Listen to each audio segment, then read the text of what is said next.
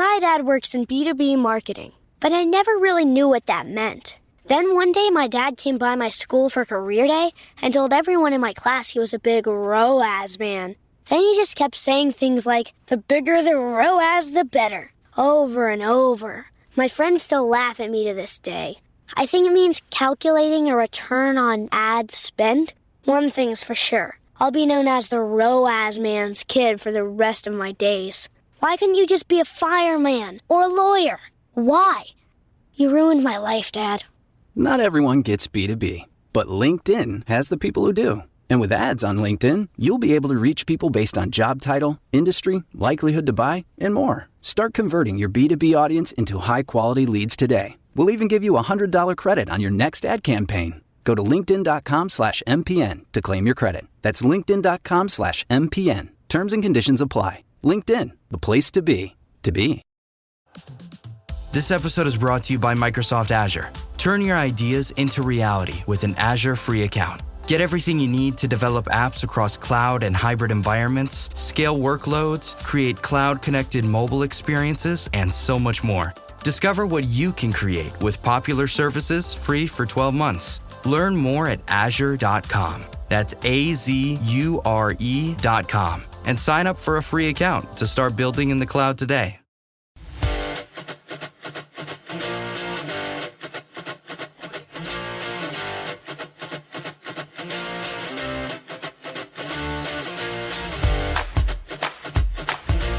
Welcome to Storylines Live, the only podcast where we explore the meaning and power of the most important story in business, the one that answers why someone should buy from you, work for you, invest in you, or partner with you. This is the story that defines the very character and nature of an organization. At WordWrite, we call it your capital S story. In each episode, we feature guests who have great insights on business storytelling, who can share their experiences and key learnings to help you and your business do a better job of sharing your capital S story to deliver remarkable business results. Today, we're honored to have Christoph Trappe as our guest. Christoph is a master storyteller. He's helped companies share their unique stories more efficiently and better to reach prospects and retain existing customers. And he's run content marketing campaigns across many industries, including healthcare, nonprofits, SaaS, publishing, technology, professional services. Most recently, he led an integrated content strategy team at a market research software platform and increased the company's online share of voice while driving awareness with prospects and the industry through content. Christoph, welcome to Storylines Live. Paul, nice to see you. Nice to hear you. Yeah, I'm always happy to talk about business storytelling, no doubt. Yeah, for sure. And one of the reasons I wanted to have you on Storylines Live is because you are also a podcaster. You have a great podcast. Could you tell our audience a little bit about it? The Business Storytelling Show. We now have over 600 some episodes. And, some great guests have been on there, including yourself, Seth Godin, Jeff Boulis is coming on or has been on by the time this comes out. Right. Joe Polizzi, Christina Podnar, all kinds of different people. I can't even go through the list. There's so many. Ayelet Fishbach. And, we have conversations about storytelling. How do you tell better stories? How do you stay in front of people? And it's been a great way to really have conversations with people I probably wouldn't meet any other way, right? Because, yes, who nowadays goes, hey, let's have a Zoom coffee. There's only so much time in the day. So it's really been a great way to connect with people and, of course, also kind of grow that audience. The Business Storytelling Show is now also on television. dbtv.tv is where you can find it. It's you can watch it on any TV set in the United States as long as it's smart TV through Roku. So that's kind of an exciting addition as well. Congratulations, Christoph. That's very cool. Folks, Christoph's one of the top podcasters in the world. His show is in the top, I want to say 0.5% now. Christoph, am I right on that? I thought the last number I saw was 1.5, but I try not to refresh the stats every day. I think you might be moving up. I might have misstated a little bit, but listen, this is a top podcast listened to in more than 100 countries, and it's, as you pointed out, available on video on Spotify, et cetera, et cetera. And folks will have lots more about that in the show notes, so you can go and check it out yourself. Christoph, we always ask guests on the show about their capital S story. And the way we describe it at our firm, this is the story above all others that answers why somebody would buy from you, work for you, invest in you, or partner with you. From your perspective in your work, is there one of those four that's more important to you in what you do? When I actually wrote that down when you were talking about work for you, buy from you, invest in you. And what's interesting is, especially now when, it's so hard to find employees or find the right employees, right? And people have expectations. I mean, look at the whole thing about going back to an office, and I'm still thinking, why do I have to be in an office? Do you have a studio like this in your office? No, right? So it's kind of like, it doesn't make any sense for what I do, quite frankly. I think they all go hand in hand. You have good employees, right? It makes you tell better stories. Once you have, people investing in you, and that could look a number of different ways, right? Like actual investors, or even, how do you reinvest the revenues that you bring in, or the profits, I guess. But at the end of the day, a company is not a company if you don't have customers, right? Yes. Maybe we should call that a hobby, I guess. So it is lifestyle business, right? Yeah. Well, this is my hobby. Yeah. So you do have to bring in customers, and you have to tell a story that's relevant to them. And what's interesting to me too is there's a lot of people, they drive fear into people. If you don't do this, this will happen. And there's a time and place for some of those stories, but some people just kind of push that too far, in my opinion. And you really, to build that long-term relationship, you got to know what your target buyers, what they actually want, what they need help with, and then how can you help them with that, and then kind of keep getting in front of them with that story, but also related stories. It's not just about a product feature, even though it can be, but it's also about, the related areas. What does the workflow look like? What does this look like? So how do you keep drawing them in to pay attention to you? Yeah, absolutely. And, there was a book that a bestseller on Amazon that I was asked to contribute to called Ready, Connect, Grow. And the title of my chapter in that book was Your Story is a Diamond with Many Facets. And so to your point, an organization's story is its story. But as you pointed out, what interests the customers, or what interests the employees, or the partners in business, so many organizations have partners, is a little bit different aspect of the story, right? What we've learned in our work is there is an overall story, but the same thing that gets people to buy your shoes or your business services is not necessarily the reason that it's going to attract employees, right? It's a different thing entirely. And Christoph, you've been at this talking about business storytelling for quite a while. What led you to start the podcast? Well, so that's an interesting question. I always like to learn new things, and if you listen to like the first episodes, it's literally just me on a phone walking around a track while I'm traveling and talking about different things. So it wasn't highly produced at all. It was just like I was just trying different things. How do I do this? What's going on? Mm-hmm. And so the first few episodes are kind of like some of them even have like the background music, the whole episode, right? Because horrible, but that's kind of how you kind of get started. And when I met Jeff Boulis actually in India at a conference, he said, "This is my first blog post. Look how horrible that was." And of course, that was many years before that. So it's kind of the same thing. And then what happened is I just kind of kept going, and then I said, "Oh, now I can use Anchor to invite guests." So I was recording in the Anchor app, which is now Spotify for podcasters. Yes. They bought Anchor. And you can just do it in the app, and you could literally sit anywhere. In fact, that was how I recorded my podcast episode with Seth Godin. He didn't, at that time, we were just moving into video, but it didn't work out because it was like right at the edge of when I was making that move. Mm-hmm. And so I'm literally on my phone, in my hand, on my couch, interviewing Seth Godin, because the app is on my phone anyways, right?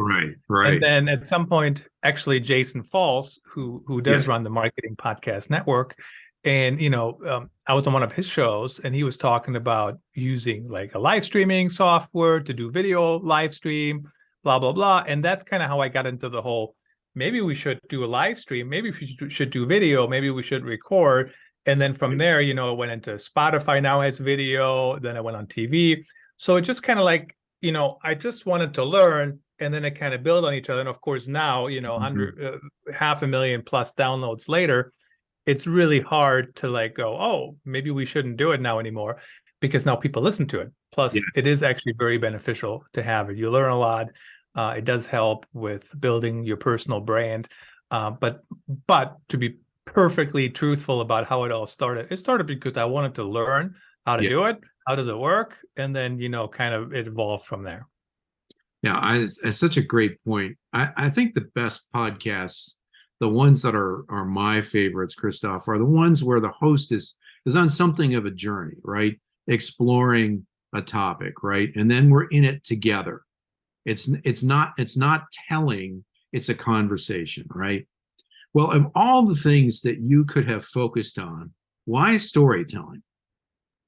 So I think that was a move from journalism. I think I grew up in Germany, and I, was influenced by journalists who would go to the same gym that I would go to as a teenager. And they always had the best stories, and I was like, oh, how do you know all this stuff? And I said, well, I'm a journalist, we're a journalist, and this is what you do as a journalist, and blah, blah, blah. And so that's kind of where I started. And I became a journalist, went to college to become a sports writer, never actually worked a full-time day as a sports writer in my life.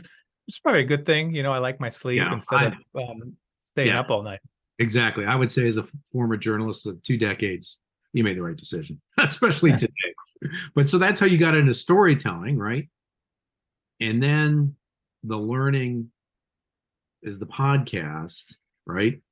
And the marriage of those two is what? Yeah, so that's kind of how it happened. And then at some point I made the switch over into storytelling in the training industry, and then moved into marketing, which is a very typical career progression, I guess, for journalists, right? And I made that move before journalism kind of started all these big layoffs, but who knows what would have happened. I mean, certainly it has changed quite a bit, but I moved over into marketing and content marketing, ran across Joe Polizzi's conference. So I've attended that for a number of years early on, especially spoke there, and then just kind of, moved to journalism strategies into corporate marketing, right? Because if you think about it, that's still what I do. I write articles, I write content, and I interview people to get content for those articles. It's literally what a journalist does. Yeah, it's that my progression is well, 2 decades in journalism, and my last job, not the only job, but the last job I had was editor of a business publication. And folks, companies tell crappy stories, and it is not the job of journalists or your employees or your customers or your investors or your partners to make your story better. It is your job as a leader in your organization to be clear about the purpose of that organization, and in other words, the story behind it. And we're going to dig into that next. We're going to take a quick break here, and when we come back, we're going to talk specifically about how Christoph helps companies do just that. You may know you're listening to this show along the Marketing Podcast Network, but did you know there are other great shows on MPN to help your business? Christy Heiler hosts a fantastic podcast called Own It. Christy, tell us more about the show. Own It is all about celebrating women and non-binary advertising agency owners. We talk about buying out of the Boys Club of Advertising because less than 1% of ad agencies are owned by women. And where can people subscribe? You can find the podcast at untilyouownit.com. We're also on the Marketing Podcast Network at marketingpodcast.net. And of course, you can subscribe wherever you get your podcasts. You heard her. Go subscribe. Folks, we're back with Christoph Trappe, the host of the Business Storytelling Show, one of the top-rated podcasts in the world, and an expert on storytelling. Christoph, let's dig into how you work with organizations and how you help them do a better job of sharing their story. Let's do it. Everything, the big difference, we talked about journalism earlier. to what I do today is when I was a journalist, nothing was performance driven ever. You Yes. know, like, Right. I mean, nobody looked at the numbers. It was in print, you know, and then we had a website and people looked at that, but they were like, yeah, you know, whatever, like nobody, you know, paid. And I know today that has changed, but Oh, today yeah. I work for a growth marketing firm, Growgetter, Mhm. Growgetter.io. And basically, you know, what I do is I help companies create better content, create better stories, and then drive results with those stories. And you know, the way you do that, quite frankly, is you have to tell unique stories. So you can't just go anymore and say, hey, I want to rank for business storytelling. Let me write an article and say, what is business storytelling? Blah, blah, blah. And I do have an article that covers some of those things on ChristophTrappe.com, Mhm. but you have to go deeper. You have to bring your own Yes. personal story to it, your personal experience, your personal point of view. Sometimes you see those people on Twitter or maybe now on Threads, who knows, Yes. where, you know, they have a very controversial view and then everybody comments. And guess what? Their goal was to get that message spread. Now, you know, I wouldn't recommend that necessarily to go to that extreme, but that is a strategy actually to get in front of people. So what's unique about what you have to say, what you can offer, what you can add to the discussion? Right. And the way I do that, we touched on that briefly, Paul, is multi-channel, right? What are the best channels? I still think a podcast is a great way to do it. You can repurpose this stuff all over the place. It's so easy, right? You can live stream podcasts now. I actually wrote a book on that topic, going live.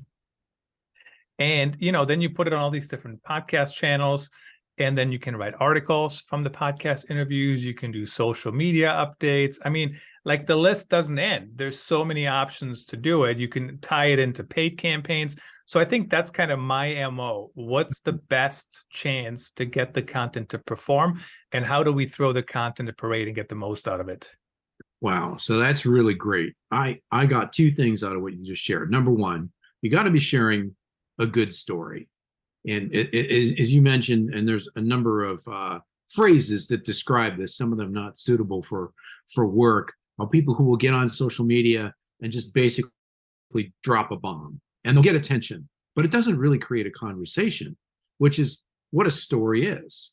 It's pulling people in and they're a part of what's happening. So, you know, seeing an angry tweet or whatever it is, you may get clicks and likes or comments, but what you're talking about is more than that. And the second part of what you said is just so critical. You know, you could be the best singer in the world, but if you're in the Australian outback and a couple of wild animals and one or two residents of a desolate, dusty town are your only audience, is anybody ever going to know your story and how good you are? And your point is, you need to be out there in the right places, in front of the right audiences at the right time. Multi-channel, right? That's today's world, right? You have to do it. And, you know, people undervalue sometimes, I think, the multiple touch points Yes. that we have to have. And I think it was actually, again, not to pick on him, but Jason Falls talked about that, how affiliate marketing companies, or when they work with influencers, they undervalue all those touch points, right? They say, we only pay you if you drive the sale. And, you know, the Yes. reality is that, yes, we all want to drive sales, but to get to a sale, especially the higher the price goes, you need whatever the numbers, 7, 15, 30. I'm not going to make up the right number here, but, you know, Yeah. we know it's more than one. Yeah. So why would we not pay the influencer for 1 to 3 touch points to help us get there? So keep that in mind too. You have to reach people in all kinds of different places. That can be in person, that can be on social, can be on the website, can be on email, can be wherever, on a podcast channel, whatever it might be. So keep that in mind, that you have to reach people more than once. And the other thing I want to say to that is, especially on social media, don't put too much stock into the whole engagement thing.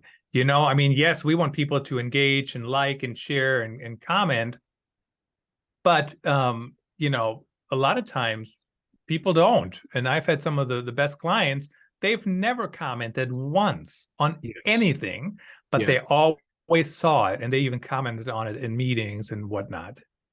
Yeah, that's such great points. If you go back in the history of marketing, the concept of multiple touch points definitely predates the podcasts, social media.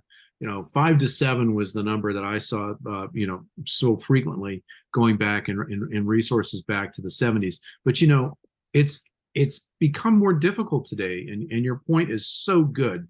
I saw this article not too long ago. Supposedly, and depending on the study you want to believe, in the Middle Ages, a person would learn in their entire lifetime less knowledge than in a single day's issue of the New York Times. That just blows my mind. Then another study that I saw not too long ago, but business leaders are subjected to between 5 to 10,000 different messages a day.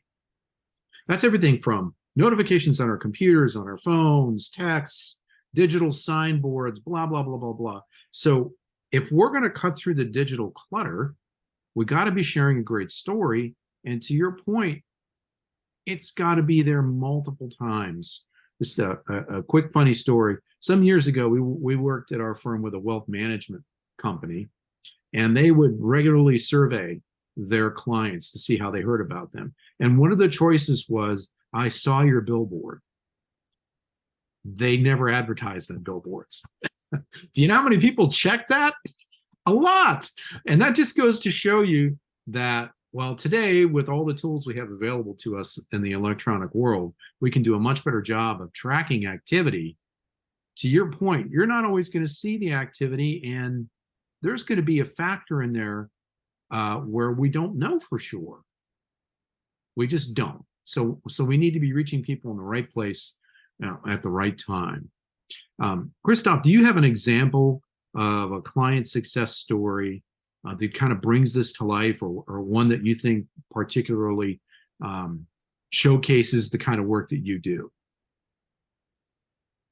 Client success stories. So most recently, I work with Vox Puppy, as you mentioned earlier, a market research software company.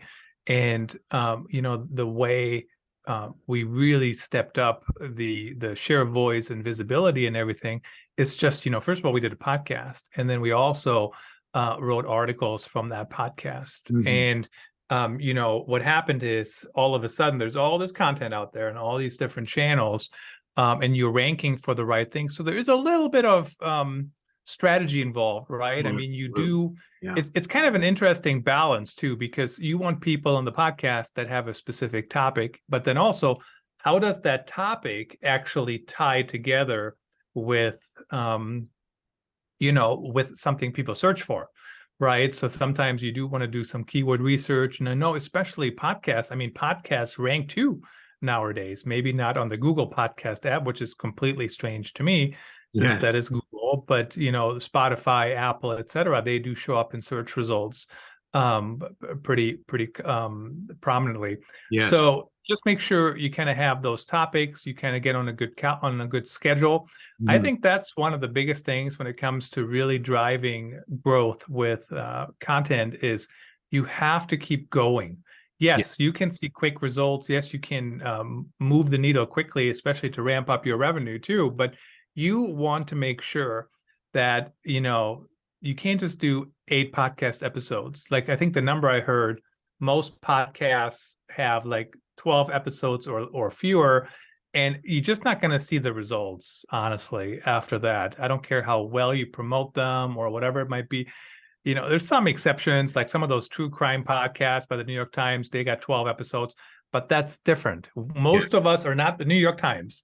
That is absolutely right. So you do want to kind of keep going and make sure you have that long-term strategy and long-term grip to really go after it. Right. I mean, it's a long-term play.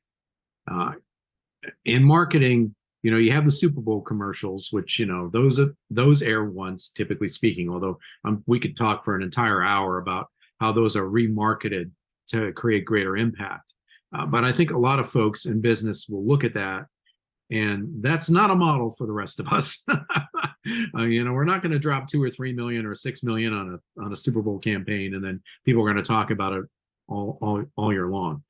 in order to create the kinds of conversations that drive business, we need to be out there consistently. And to your point, that's why podcasts are one of several great vehicles to make that happen. But you do need to be consistent, right? Yeah. Absolutely. You need to stay out there. You need to keep going. You need to try new things, and have good guests on. And it's not always the same guest. So that's one of the things that just drives me crazy when every podcast has all the same guests, and at some point, I mean, I get it. Maybe you have a different audience, but to touch on the Super Bowl ads really briefly, Sure. it's Yes. so interesting anyways, because these huge campaigns, sometimes they set the tone for other campaigns and other projects, right? And people, they saw some video take off and they go, oh, can we get millions of views? And my answer is there even millions of buyers in the vertical you're going after? Is there? Because if there's not, why do you need millions of views? You just need the majority of that market seeing your thing, right? So it's just something to keep in mind. There was a website, and it was like old school music, or I don't know, I can't like old school instruments. Right. And I said, how many people actually play these instruments worldwide? Yeah. And it was a number, I want to say North America, maybe it was like under 100,000, maybe roughly over, right around, let's say 100,000 for argument's sake. So if you have 500,000 views, who are those people? There's not even that many people in the vertical. Exactly. Yeah. And, at our firm, we work with some very, very, very narrow B2B companies. We worked with a company a few years ago. They make enormous turbines, which move liquids and air. And if they sell 5 of them a year to somebody who's building a multi-billion-dollar chemical plant, they've had a good year. So, when we talked with them, it was this conversation, but in the extreme. Like, really, how many people do you need to reach? Okay, they needed to reach 50 potential organizations. There's more people than 50, but let's say 500 at the most, right? So to your point, the definition of success has got to be relevant to the audience you're trying to reach, right? And, if I'm selling something to everybody like soap or toothpaste, okay, then maybe a Super Bowl ad is the right place to be. But if I need to educate people and share the story and the why behind what we do, maybe something like a podcast is a better approach to really get people acquainted with what it is that we do and why they might want to engage with us, right? Absolutely. And I don't even know if people are in the mood to buy anyways when they watch the Super Bowl. I agree. Do you know what I mean? Like, I'm not ready to buy them. And I think most people watch the Super Bowl ads now for like to see if they're creative or not. And a lot of them are not as creative as they used to. Not to harp on the good old days here, but it certainly seems like they're not as funny, they're not as engaging as they used to. But I don't know. If I see a vehicle, and I know vehicle marketing is different anyways, but if I see a vehicle in the Super Bowl ad, I'm not going to go run out and buy that Lexus today just because I saw it on the Super Bowl ad, Yeah, well, exactly. And just to put a pin on that one, in my book, Finding Your Capital S Story, the introduction is all about the Super Bowl ad that Chrysler did for the Chrysler 200 that featured Eminem and a choir and the Fox Theater in Detroit and all this stuff. And I'll certainly link to the book if folks want to take a look at that. But the bottom line on that is the car isn't even made anymore. And the ad didn't really deliver. That's one of the reasons why the car isn't even made anymore. And, that's not what we're trying to do here in helping companies do a better job of engaging with the audience is most important to them. Christoph, how can people find you in what you do? Yeah, I'm on all the social networks, including Threads, which is relatively new here now. Interestingly, I was one of the first 200,000 people to sign up at the time of this recording. I think they're over 65 million or something like that by now. So early adopter, I guess, for that one. ChristopHTrappe.com is my website, the Business Story Podcast. And of course, if you want to reach out for growth marketing, Growgetter.io. That's awesome. Folks, those links will all be in the show notes so that if you're driving now or if you're doing something else, as so many do, and listening to a podcast, you don't have to write those down. We'll make sure those are the show notes. Christoph, it's been a great honor to have you on the show. Thank you for being a guest with us. Folks, you really got to check out the work that he does. He is on the cutting edge, not only in the early adopters of Threads, but so many other aspects of content marketing, especially in the podcast world. Thanks again, Christoph, for being on today. And folks, we'll see you on the next episode of Storylines Live.